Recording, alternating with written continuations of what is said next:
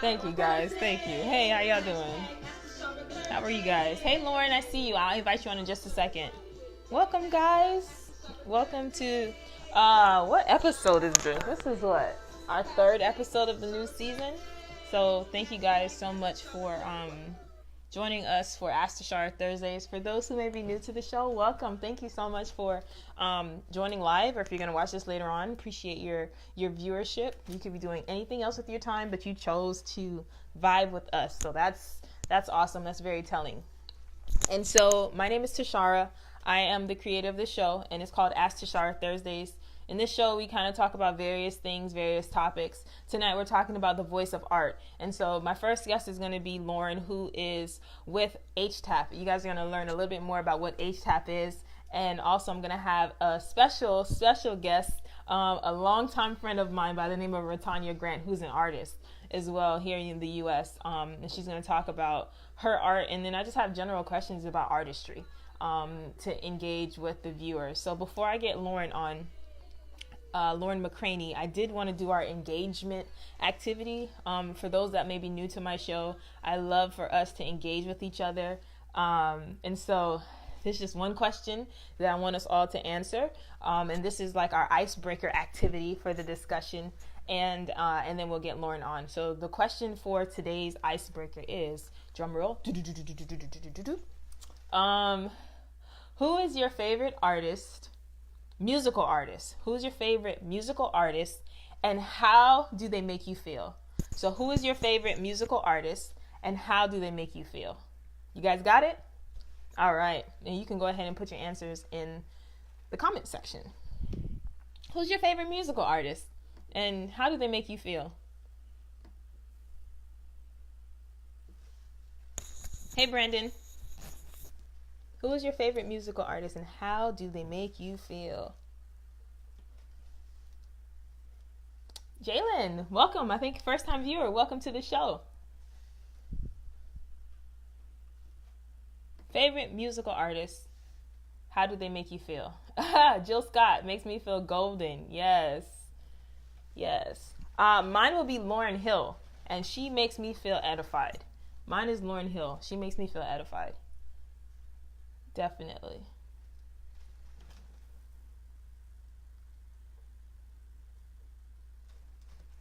Anybody else want to participate in our icebreaker conversation? Who is your favorite musical artist?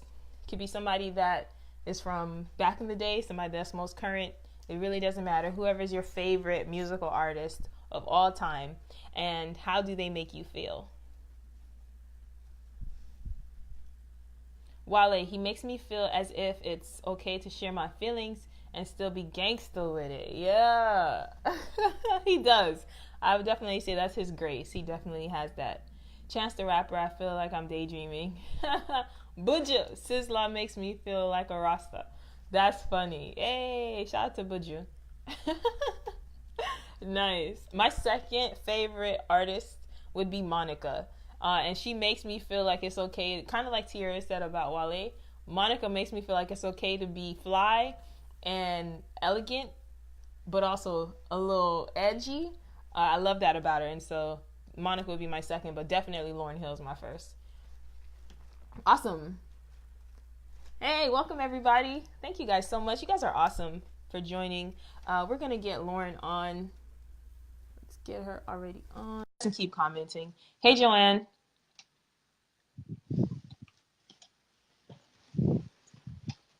Hey.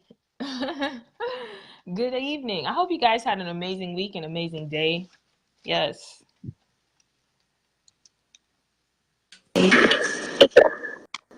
Hey, Lauren, how you doing? Hey, how are you? Not too bad. Your connection is really bad. Do Do you you have headphones? Working on it right now. Okay, perfect.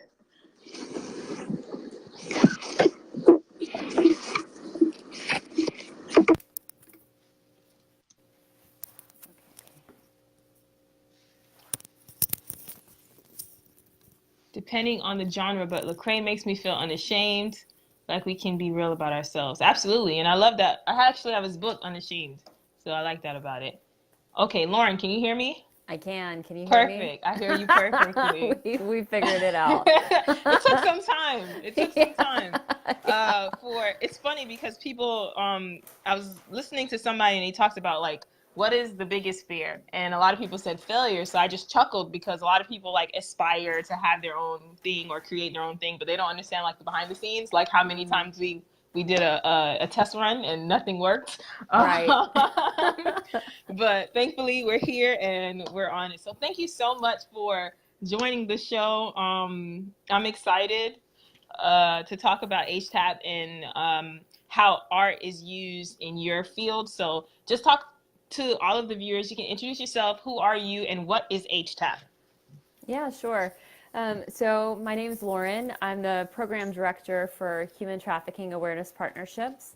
And we were established by the founder of my organization in 2008 to kind of, find out if human trafficking was happening here locally in our community. And out of that first meeting, they identified the first case in Lee County of human trafficking. And she quickly realized through that process that she wanted to be proactive in prevention and awareness and get to the kids before the traffickers did. And the best way to do that was through the process of art. And that's how Art Reach was formed. And I have the honor of being able to go in. Yeah. I have the honor of being able to go into schools and educate youth about human trafficking, what it is, how it happens internationally, locally, what is sex trafficking, what is, labor trafficking, how it happens to, I like that comment, by the way, thank you. How it happens to both boys and girls, no matter what age, no matter where you come from. It's a non-discriminatory, crime. And the great thing about the art is that it allows the kids to process it through the creation of art, and they get to become kids through the process and really make some beautiful, powerful messages that then go out to the community to educate others. So the first time I actually heard about human trafficking awareness partnerships was at a United Way meeting, and you guys shared one particular story that really stood out to me. So can you just talk, and not using identifiers or whatever the case is, but just talk about the impact that you have seen directly with some of the children that may have been past victims, or just talk about like the power of art in this particular sphere, if you will. Yeah, so I know exactly what painting you're talking about, and this girl through our presentation and going through the process of creating art and writing this amazing poetry too, that is actually on the artwork, helped her recognize that she was actually a victim of trafficking, and not just a victim, but a survivor. Wow. Right? And she's doing really, really well now. She reached out for help, and I've seen her since, and she's a strong woman. So that's the thing, and you feel that, right? You saw that artwork, you felt that, you saw that, and that goes out and really shares the message for other people to understand through that art. Last week on the show, we talked about the power of creatives. Can you talk a little bit, just from your perspective, what do you think these kids would do if they didn't have the outlet of art? I'm not a social worker, so I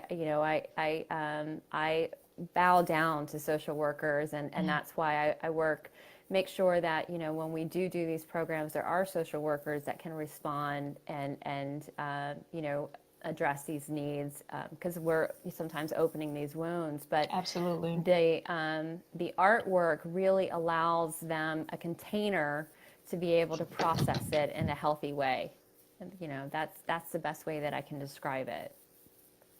And so if someone wanted to find out a little bit more about the organization, maybe even invest in it or donate to you guys, how can they get in contact with you? So we have a Facebook page, Human Trafficking Awareness Partnerships. We have an Instagram page. It's HTAP_ArtReach. and a website, humantraffickingawareness.org. So that's the best way.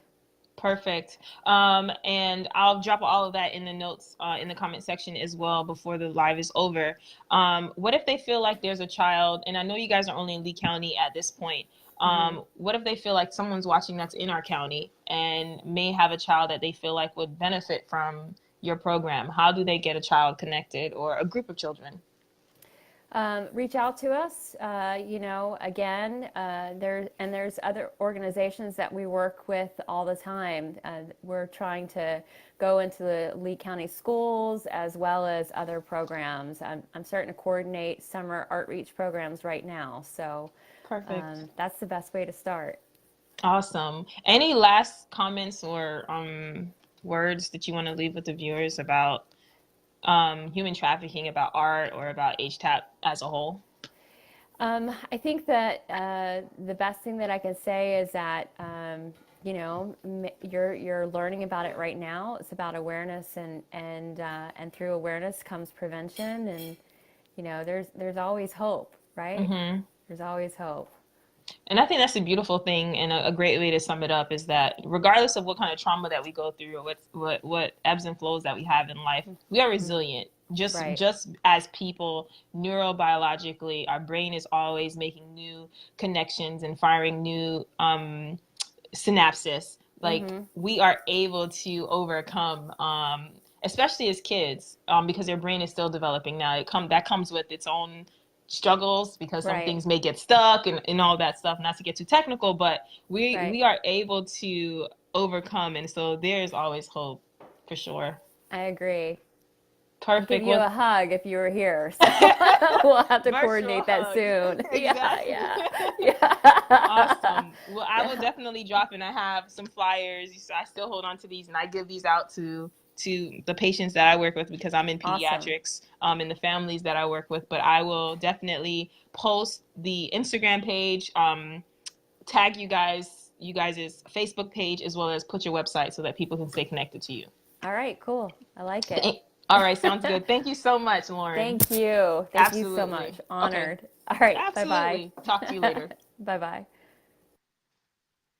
Awesome. Awesome. So thank you again, Lauren. I just thought it was very important to showcase not only art, but just talk about how art is healing, how it's magnificent, and very real topics such as human trafficking, which if you've been a follower of this show, I think it was in season 2, I had one of my, actually 2 of our episodes. Last season, we did a specific topic with Emmanuel out of Nigeria talking about human trafficking, as well as in season 2, I had my former professor, now my colleague, Dr. Amanda Evans, talk about trauma. And so these things are huge to me, not only as a clinician, but as a person. So thank you again, Lauren, and shout out to human trafficking, our awareness partnerships and outreach. That's awesome. And so next we're gonna have up Retanya, this is so cool, guys, because I just love showcasing people. And as I said before,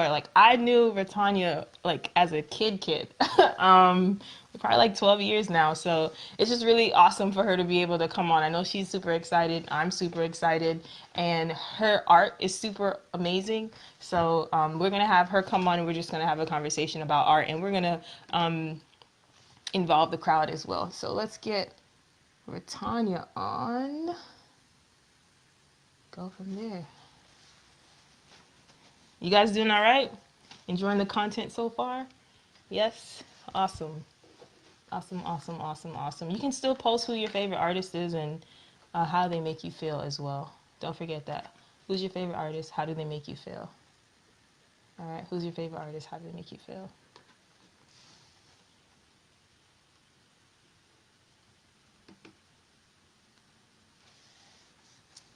It's adding.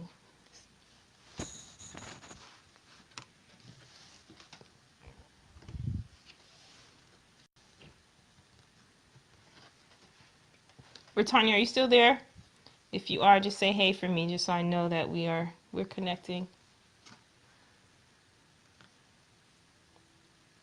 Hi. Hey. Hi. Perfect. Can you hear me all right? Yeah, I can hear you. What's up? Awesome. She's like, So, what's up? Oh, just hosting a show. Nothing, just lightweight. well, thank you Wow. for having me. I appreciate this. I'm excited. Absolutely. This is like full circle because like you were like 10 the other day. Like this is crazy. I mean, I look 10, but You kind of still do look the I've same. grown. Well, of course, I know you very well, but just tell the people like a little bit about you. Like, okay, so you can say your name, kind of where you're from, and how long you've been an artist. Um, okay. My name's Britannia. I've been painting for probably the last 4 years, but I've always been drawing in my notebooks and stuff like that. I truly took this seriously about 2 years ago when I decided, it was kind of the only job or profession that I really truly enjoyed doing and putting my heart and soul into, and it wasn't as agonizing as a 9-to-5 job. So I have my website starting, come up within the next week, as well as you can follow me on my Instagram channel, Art by Ree. My paintings are for sale. I do new ones, murals, personal requests. I like to do clothing, do-it-yourself things as well. So I just like to create. I just like to create. I like that. So before we get into like just an overall discussion, is there a way that we can see? Because I may say you're dope, and they may say like you just saying that because you know her, but let's see some of your stuff. I already thought about that. I've been subconsciously planting it in your mind as my background. Nice. This is my little corner of heaven and some of my arts. And so what inspires you as an artist? Well, my mom, I think she instilled in me a very positive way to look at the world, and I try to use that, like how she said, Lauren was speaking about before, use that as a way to come over my insecurities, traumas, whatever emotions I have trouble struggling with through language, it's expressed through my art, because when I get nervous, I start to ramble, and I'm horrible at explaining stuff. Everybody knows that. So, but when I paint, I feel like I can get a finite idea, and sometimes I'm painting something and I'll finish it, and, while I'm painting it, you're not sure of what you're trying to, what you're trying to say until it's done. And sometimes I even astound myself when I look at a piece. Sometimes you hate it, sometimes you love it. True, that's a part of the process, right? So I'm reading this book. I've been reading this book for a while, and I put it down for a little bit, and I picked it back up. It's by Mark Manson, The Subtle Art of Not Giving an F. And there's two things that I was actually reading before the show that I thought went perfectly with today. So one of the quotes from the book, he's talking about we're wrong about everything. And so the quote says, uncertainty is the root of all progress and all growth. So can you talk a little bit about that process of being uncertain when you're starting to create, and how do you overcome that feeling? It's really, I would say it took me a lot longer than most. In high school, I would me and my art teacher, Miss Klein, I don't know if you remember her, but me and her had an unspoken agreement. I've never been one to kind of follow rules, so I would paint whatever I painted, and the class would do assignments, and I just turned that in because I really wasn't, I couldn't create in a closed environment. And I would paint crazy big portraits, but you see me walk out of class with the painting like towards my body, like hiding it so nobody in the classroom asks, what's that? What's that? What's that? I guess just the idea of being judged, idea of something that came from within and somebody rejecting that or having something wrong with that is kind of the same thing when, somebody picking at your character, and that it's a very insecure feeling, and being brave enough to say, hey, this is something I create and I'm going to put it out there, and whoever love it, there's an audience for me somewhere, it takes a lot of courage. And I feel like I'm still working up there to do certain stuff, but I'm not where I was 2 years ago, and that's what I focus on. And that's real. I think there's no arrival. You're always arriving in that. Like no one is 100% confident all the time, regardless of what it is. I don't have Exactly. kids myself, but I would relate it to somebody. You know, you have this child, you birth this child, somebody call your child ugly, or somebody try to come at your child. It's like you know, this thing that I adore, this thing, it's your paintings could be considered your baby. It's something that you created. It's something that you manifested. And so for someone to put it out into the earth, into the world, for these giants to kind of eat at it's tough. Mm-hmm. It's very vulnerable. Mm-hmm. Hey, Dr. Donna, you guys comment, like, have you ever experienced that? You may not be a painter or an artist per se, but we have all created something, even if it was like a Facebook status. And somebody just came for it or hit like is there a dislike button? I feel slow. I can't remember. Yeah, I don't even think it's limited to just art. It's like you said, creating anything, you know, just making, whether it's like writing a book, speaking, rapping, art, you know, it takes courage to go out there and put something with your name on it, you know? Yeah, makeup, because child, some people, well, to each his own, right? In whatever we're creating, to each his own. Everybody may not think you're the most gorgeous person, but somebody may, you know? So I think that's just life. Dr. Donna says, folk will come for you for anything you create. Got me nervous about my book release. Oh God, no, don't be nervous. This is just confirmation that you should just go ahead and get it done. No, exactly. I was just gonna say that. That's perfect. That's a perfect excuse to get it done, because there's always, like I said, there's always gonna be an audience for you. You know, you may, if something's not working, I feel you're just presenting it to the wrong audience. You know, you need the wrong crowd, because there's a crowd for you. There's 9 billion people in the world, and you're telling me you can't find 100,000 to buy your book? Oh, I like that. Come on, they go buy your book.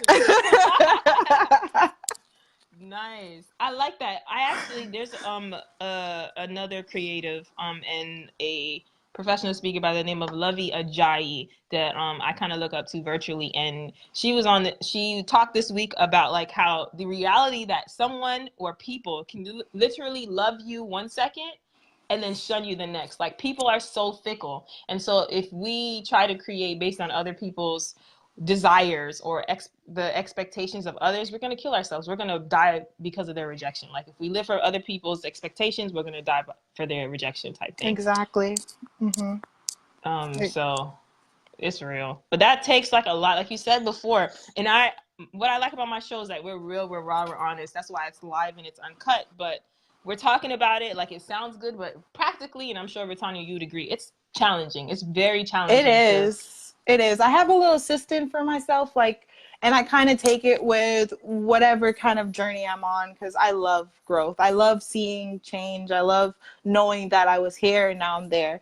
And this started for me when even I started painting. Just do a little. You don't even gotta finish it in time or do the time, but like, just like you're painting your nail, paint one Monday, go for the other one Wednesday, but it's, you keep on at it until that forcing yourself to do it once in a while turns into habitual. And once it starts becoming a habit, it's much more easier for me. Like, for example, I'm like really bad at washing dishes. That's like my most hated chore. Wow. But until it became a habit for me to wash dishes, I have my own apartment. I never realized how simple it was to just get up and go wash the dishes. That's so good. Like, even in the most basic thing, you're right. Like, there's another quote. I love quotes. It talks about we will never always be motivated, but we can learn to be disciplined. Like, you're not going to always want to paint. But if you make that because there's going to be times where you may not feel motivated, or you had a bad day, or somebody pissed you off, whatever the case is. But if it becomes a routine, then you're good. You're going to wash those dishes whether you feel like it or not. Exactly. That's where commitment comes in. It becomes more about what needs to be done instead of what I feel like. Absolutely. Absolutely. So Lauren talks a little bit about like the power of art, and I just love the fact that this organization is something that we're doing in our community to help those that may be victims of one of the most traumatic things that you can possibly experience as a child. So can you speak to, like, can you give a personal, real personal, not too personal, but a personal example of how art has maybe gotten you out of a really dark place? Lots of times. I think that's what my art is mainly about. If you notice, I paint women. Primarily, I'm trying to branch out, but mostly I paint women. And it's not because I think that women are like the creme brulee. I mean, they're awesome, but I've just seen. I'm very observant being an artist. You're detailed, and I've just grown to have a lot of respect for the women in my lives and what they contribute by themselves or with a partner. But just the willpower that they can have, especially my mother. She's a big factor in that. And this is actually one to me that is very, very close to my heart, and it took a lot for me to complete this, which I never really talk about, but just the essence of it. Basically, elephants are my favorite animal, but they're known to never forget, and it's kind of in a way drinking his way out of it, but it's kind of going to be a paradox because you drink to forget, but you're an elephant, so you're never really gonna forget, so I like that. So then, as an artist, when you have something that's so near and dear to you, and I'm sure you guys, viewers, you can comment on how it relates to your particular life or walk. But as an artist, let's use that painting for example. Does it matter to you how other people interpret it?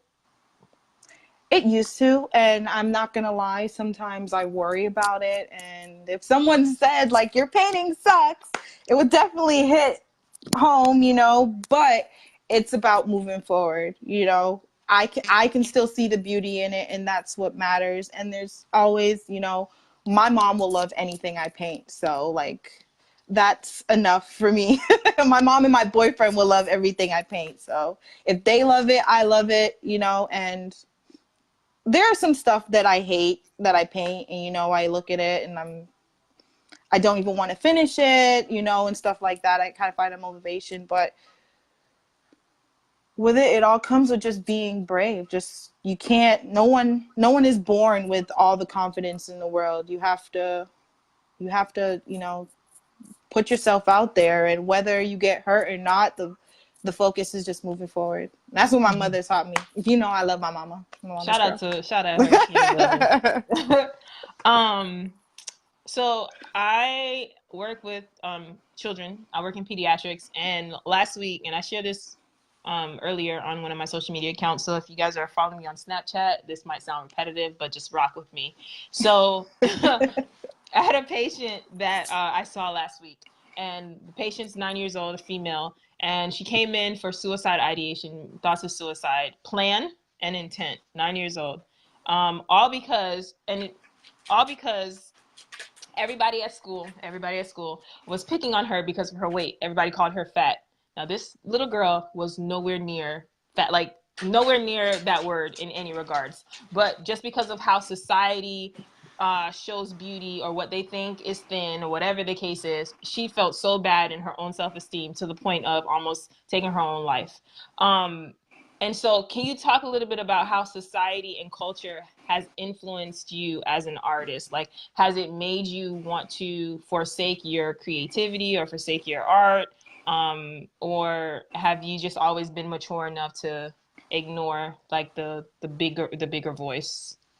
I think I've slightly been mature. I've never really, based on how I was raised, I've never really had to worry about other people because I'm fine just being by myself, and I will say sometimes I can be a bit cocky with myself, and not really it doesn't mean that things don't bother me. And, if, someone was saying bad things about me, it wouldn't hurt me. But at the end of the day, that's when I have to do a self-analysis and realize what I really am, who I really am, and what's important to me. Is what they say important to me, and why is it important to me? Are they influencing my life? Are they changing my life? Are they doing anything to benefit me right now? But picking at something instead of encouraging me. And it always goes back to trusting myself. And I feel like I'm one with the universe, I might say. So I believe in my gut, like trusting my gut and my senses and my women's intuition, and it all comes out in my art and what I paint. Again, why I paint a lot of women. So then, because of your love for women and just the plight that they go through, if you could speak to that 9-year-old child, what would you say? I would say be patient. Be patient. A lot of the times when we're in high school, we believe that, it's the world. And if I was physically there, I would it's more of not what you say, because nothing you say really can help somebody in that situation. Because at the end of the day, they have to be the ones to pull themselves out of that and take that chance, take that leap, whether it's like, just like what Lauren said, human trafficking, they have to be the one to give that context, say, I need help. I would show her a different way, or show her what her beauty is in different ways versus just trying to tell her they're wrong, because they're going to say whatever they want to say regardless, but what she changes about herself and putting herself on a positive path, I think that would be a better outcome than just sitting down and talking to her and telling her because she is beautiful, because of course you want to do that, but you say that 5-minute feeling is going to go away. You need to give, she needs something that lasts. Yeah, I like that. We always validate people's feelings. And so just to the general public, like, you matter. It doesn't matter what the critics say. There's a quote by, is it Theodore Roosevelt, I think, that talks about, like, it's not the critic that counts. And Brene Brown, who is another amazing person that I follow, always talks about that. So it is not the critic that counts. That's not the one, that person is not the one that's in the ring with you fighting. Normally there's one on the outside of the ring just pointing fingers. But if they ever try to put, go in your shoes, they'd fall. Yep, 9 times out of 10, if they went in your shoes, they wouldn't probably last half the time you did. Absolutely. Dope. Okay. As an artist, like, what would you want people to know about you? Like, what would be your blanket statement for your life or your artistry? Just understanding. I'm a person that thrives to be understood, and I try to understand people, and I want people to have different understandings of my art, whatever it brings to them, just basically just to create thought, to create thinking, whether you're on this side, that side, and let's come together and talk about ideas, just like your show. Hey. Come together and talk about ideas, and I think that's how, when you understand people, that's when things aren't as offensive. That's when it doesn't hurt so much, Yeah. And you can get along happier. When you understand yourself, you're happier, whether you're rich, poor, whatever. That's so true. Yeah, when we seek to understand ourselves first and then understand people first before rejecting them or crucifying them, it does create more harmony. Because, and I think in life, and it may be with art too, or creativity in the grand scheme of things, but we're not going to always understand. Like, there's a lot of uncertainty even in things that we create. Like, let's say parents, like, there's no manual to tell you how to be a perfect parent at all. And so you're going to be uncertain. And so you just have to be open to understanding, but understand that even with your plight to understand, if that makes sense, you're still going to be uncertain. There's going to be things that you just don't know. Obviously, yeah. And that's what I like about just being able to understand and knowledge in general, because to me, it almost feels like a cup you're never going to get enough of. There's no limit. There's no limit. So it's never nothing you can get bored with, because there's always something new. There's always more, and it can always go deeper. I like that. I'm typing that. A cup. I want to quote you. You ain't going to tell me I'm what is it? Plagiarizing. A cup will never get finish drinking? What was What did your I say? You distracted. A cup, it just comes out. You know, I speak my mind, so I don't necessarily have sayings or anything. Flag. Oh, you're saying you're not reading a script right now? This is not scripted? What? No. This is how I talk. That's how I converse. That's how my mind works. Ooh, come on, mind. I'm just gonna be like, just listen to the replay. Y'all got it. I was trying to be, it was deep. I was trying to, but nah.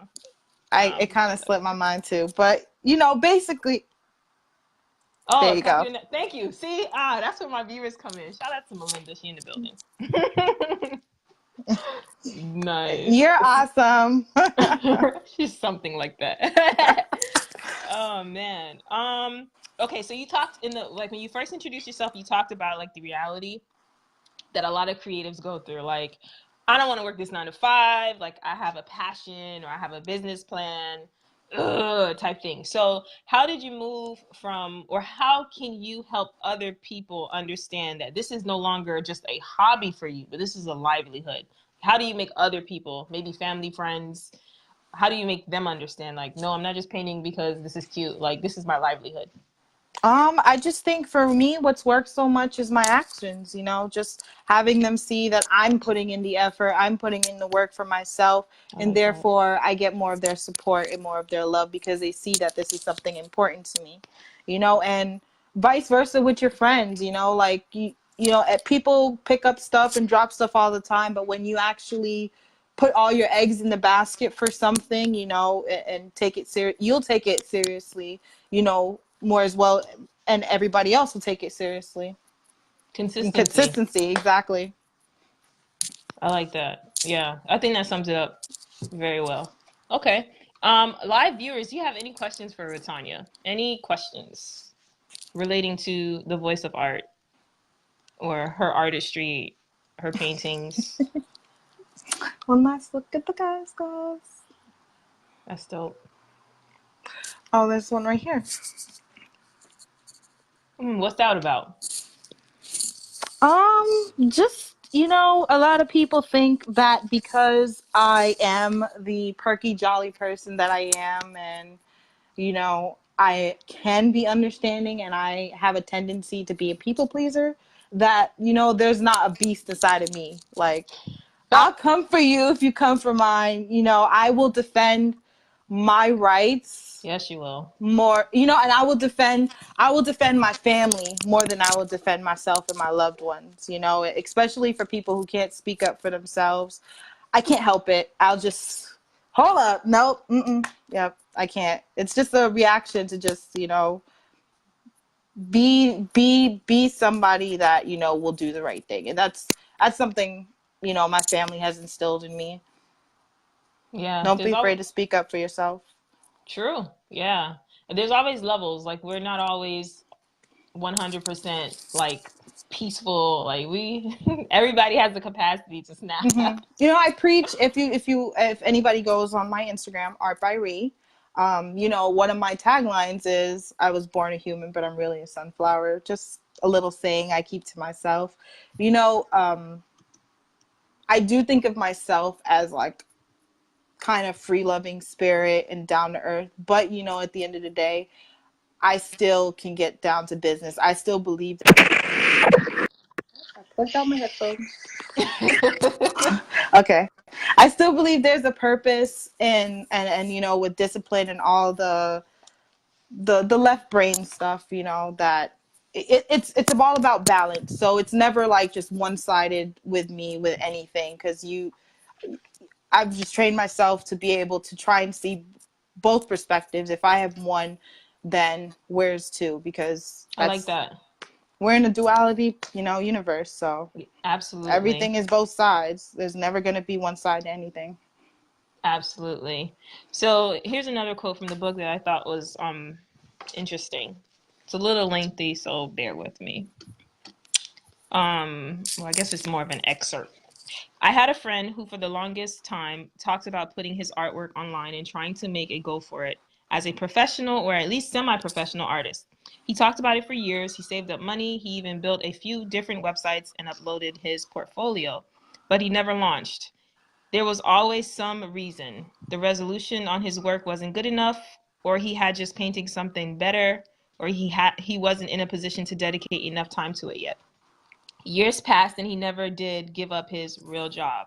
Why? Because despite dreaming about making a living through his art, the real potential of becoming an artist nobody likes was far, far scarier than remaining an artist nobody heard of. At least he was comfortable with and used to being an artist nobody heard of.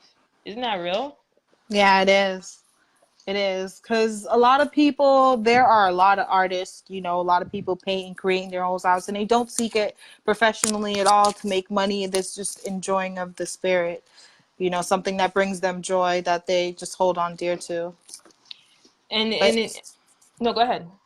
I was just going to say, but, you know, on the other hand, it can be very difficult, like I said, to take that leap to put yourself out there. It's the idea of the fear of success is just as equal of the fear of failure. It's the same energy, just in different directions. I seen something the other day, and it not the other day, but when I first started painting, and it just resonated with me for a long time. And if you think about it, if I had started 365 days ago, now I would have been a year into my business versus me starting right now, today, and tell myself, or tomorrow. If I had started last week, I would have been a week into my business, you know? So the quicker you start, the more time you get into it, the best time is now. Yes. Yes. I try to preach that. Again, it's easier said than done, but a lot of people, like, they aspire to It's a mental thing. It's a mental thing. It is. Completely but it's mental. possible. If there's people who are homeless out there and come to be $1 million movie stars, won't drop names, but you know, I can do my little thing in the universe here. Yeah, you may have a little, you know, you're not that low. So if he could do it, she could do it, we could do it too. It's all possible. Good. Any last questions for us, guys? The best time is now. Yeah, absolutely. Like, and the other thing is, like, real talk, tomorrow, like, I may not be here tomorrow. Like, 8:45 may be the last time you guys see me or experience me. And so if I don't create, I have no legacy to leave. If I don't create, tomorrow's not here. I'm going to die like on full. And there's a famous teacher by the name of, he's the late Dr. Miles Monroe, and he talks so effortlessly while he was alive about dying on empty. Like, the richest place in the world is the graveyard, because there's dreams, visions, things that people did not do. And I don't want to be that person. I don't want you guys to be that person. Exactly. That's the whole reason why. And that's what changed it for me too. You know, I can't really see myself in a corporate era, just because what's killed it for me in most of my jobs is not even just helping the customers. It's just the people, being around people who are, I don't want to say, like, call anybody a bad person, but just people who are not able to self-reflect, I'll say. You know, and it's really been, it's made me uncomfortable with going out and having jobs. You know, that's why I prefer to be out there in the world with something I love, something I feel that when I can't speak for myself, you know, it can speak for me. Yeah, the process is tough, but it's rewarding at the end. Definitely. Awesome. Any last parting words that you would like to, like, encourage people with about artistry, or just about, like, doing the thing that you love in general? Yeah, just do something, whatever it is, you know. Don't get caught in the web of just serving somebody. Do something for yourself. Whether you keep it private or not, that's up to you, but make sure you're doing something in your life that you are excited to do and that brings you joy, that you can say, this is how I enjoy my life. Don't just give it away to somebody, give all your hours away for a paycheck, because at the end of the day, like you said, the graveyard, you can't take that with you. So my mom always tells me, if she get all the money in the world and she's rich, you know, she dies, none of that's going to her. You know, money's important and necessary, but it's not the only thing that matters, you know. Absolutely. Retweet and go and follow me on Art by Ree on my Instagram, and my website will be coming up very soon. So you're gonna give us your website once it's released, once it's live? I'm definitely gonna post it. It's gonna be up within the next week or so. I've had a little kinks, but it's coming up. And then Art by Ree is art by R-I-G-H? R-I-H. R-I-H, that's what I thought. All right, boom, Mm. there we are. It's Art by Ree. Swag. Well, thank you so much. This was dope. I appreciate you having me. Thank you so much. Absolutely. I love talks. I live for talks like these. What? It's cool? This is like people enjoy this? Okay. I live for this type of talks. Nice. Well, thanks again. We'll talk soon. All right. Bye. Bye. All right, guys. Dope. Well, thank you guys. We have come to the end of episode 3 of season 4 of Ask Tashara Thursdays. My name is Tashara. I'm the host and creator. So what would I like you guys to take away from this? I'd like that you take away the power of art and the power of creation. If you have been with us since like the beginning of our show, we've talked a lot about creativity and just about creating your own lane. That's why the name of my brand is Khadijah's Creations. Like I believe holistically in creating your own. Like when people don't give you a seat at the table, like you create that bit. Like you create your own table, the whole table. You bring it, you create it, you manifest it. If you do not create something, it will not exist. If you forsake something, someone else is missing. So thank you guys so much for watching. Join us again. Just keep, you can follow me on Instagram at Ask Tashara Thursdays, as well as you can like my Facebook page, Khadijah's Creations, and I'll post all of that down there. Huge shout out to Human Trafficking Awareness Partnerships, HTAP and Lauren. Be excited. That's Lauren. And Britannia for coming on and talking about creativity and their artistry and how art literally heals. So see you next time and have a good evening. Go create. Yeah. Bye.